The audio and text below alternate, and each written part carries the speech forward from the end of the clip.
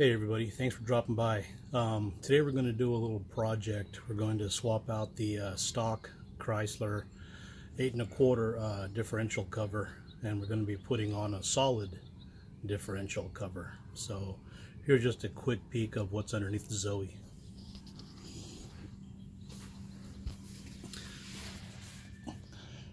So let's see if I can get this thing to focus. There's a stock Chrysler 8 1/4 differential cover we're going to be swapping out.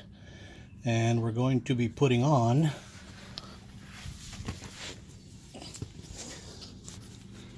this solid cover right here.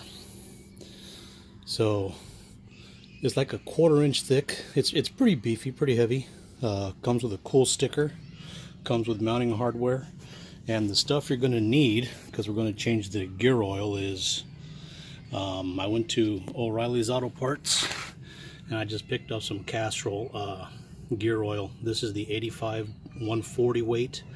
It's probably a little bit heavy, but I've been having a little bit of gear noise, and I think it's almost time to re-gear the axles, so maybe this will kind of quiet things down a little bit. I also bought some brake parts cleaner to clean the carrier and maybe the outside of the housing. I'm going to use 1/2 inch drive breaker bar, ratchet, and a small little pry bar. The reason I'm using a 1/2 inch drive is sometimes those bolts get pretty stubborn and they're hard to come off. So I'd rather have some strong torque behind there just to break them loose. And then of course you're going to need a drip pan and some rags. So let me give you a quick shot of Zoe underneath.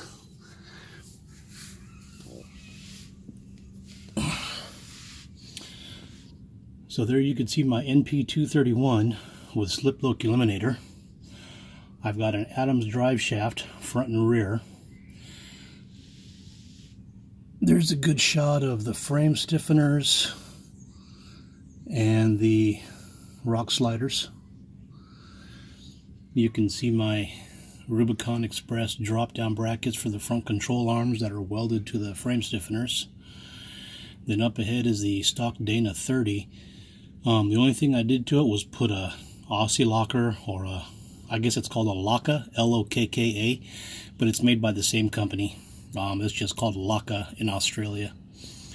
You can see my transfer case skid plate there, and that's pretty much it for the underside. I'm still running the stock drum brakes, but I was thinking of maybe the ZJ conversion to the disc brakes, but we'll see what happens. Here's my Boomerang Shackles. They're 2-inch Boomerang Shackles. And I'm still running the stock gas tank. It's only got a little plastic cover on it, so I need to get some armor underneath here before I do anything crazy with this thing. I've already dented a little bit of the gas tank in because I hit it on a rock. I don't know if that was done in Hollister or in Moab or what have you. So my brake lines are right over the muffler. I'm gonna have to get longer brake lines. I'm gonna have to address that sometime in the future, but for today we're going to swap this out. So bear with me just for a second while I get everything together.